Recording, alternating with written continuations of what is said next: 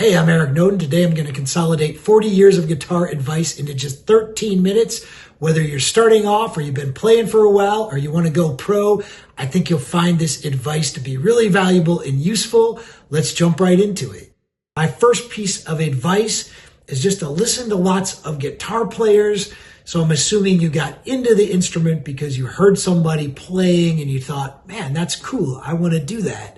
And you can really expand your knowledge of the instrument by just listening to other players. Start off with whatever style you're interested in and listen to lots of guitar players in that style.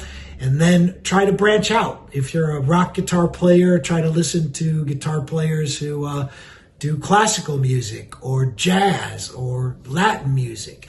There's a ton of cool music out there. A lot of it you might not find by accident. So seek out other guitar players and listen to them and, maybe keep notes on what do you like and what don't you like about these guitar players or guitar styles even, so you want to think about those things. And, as you progress in your guitar journey, if you've been playing for a while, another piece of advice I would have is to go back and listen to stuff that, maybe got you interested in guitar in the first place, whether that was a year ago or 2 years or 20 years ago. And when you listen to music, guitar music that you haven't heard in a while, you're going to hear more details in it because as a guitar player, you're going to be able to identify more about it. Maybe what key it's in, maybe the chords they're playing, maybe the tuning it's in even, or maybe the type of effects they're using on the guitar. So there's so much you can learn just by listening. That's my number one, advice or hack is, just listen, and listen with open ears, right? So, we have opinions about things, but try to listen with open ears and you might discover that, maybe you like some stuff that you didn't know you liked. It's an interesting way to discover new music. So my number 2 piece of advice is to get a one-on-one teacher. We live in an amazing era of just like online content. There's thousands and thousands of videos teaching guitar out there that you can access in so many different styles and subjects. And, there's some great teachers. There's some not so great teachers. That's one of the pitfalls, of all this online content. But what I can tell you as a guitar teacher who's been teaching guitar for over 30 years is that if you took a one-on-one lesson from me, I can help you in a deeper way and a quicker way too. So, each player is different and has their own sort of, pitfalls, I guess you could say. So, you might be holding the guitar strangely, or there might be a technique that you just need a little bit of help or adjustment on. And by getting that advice, especially early on, you're going to be able to progress, 3 times, maybe 5 times faster than a player who's just learning from watching videos.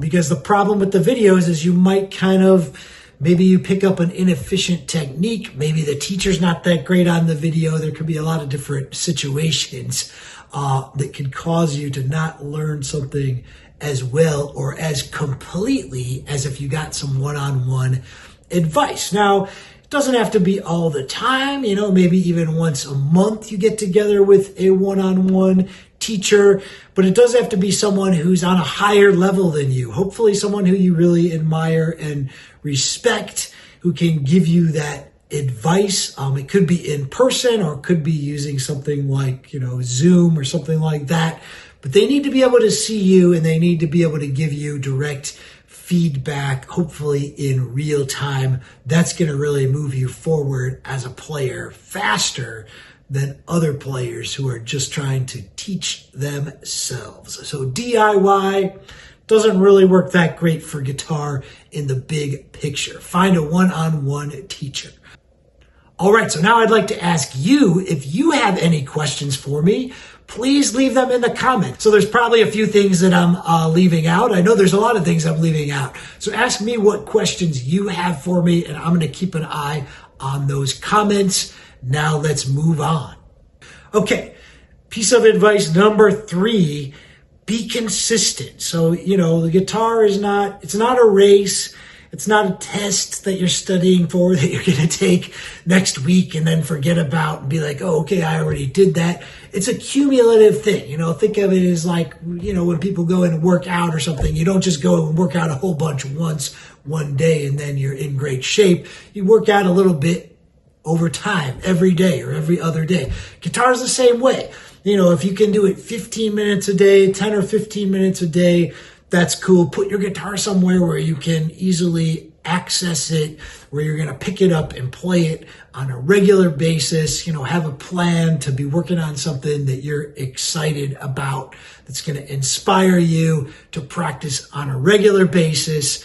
So be consistent. You're going to move forward faster than someone who gets into a guitar craze and is really into it for, 2 months and practice like crazy. So be consistent. It'll pay off in the long run. Trust me, it's true. Piece of advice number 4 is play guitar with others. Seek out, if you can, find people that are playing guitar nearby you, or you can hook up online too, but if you can find someone who's a better player than you, that's the ideal situation, because they're going to be able to give you tips and advice and stuff, maybe help you move forward as a player. I mean, if they're on the same level as you, that's okay too. You can trade information and stuff, learn from each other.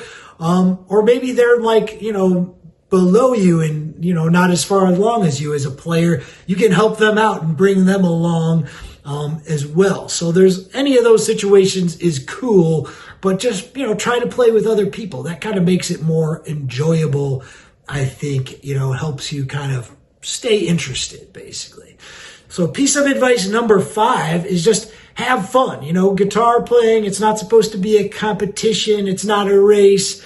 It's not a chore. It's not working out. It's not something you have to do.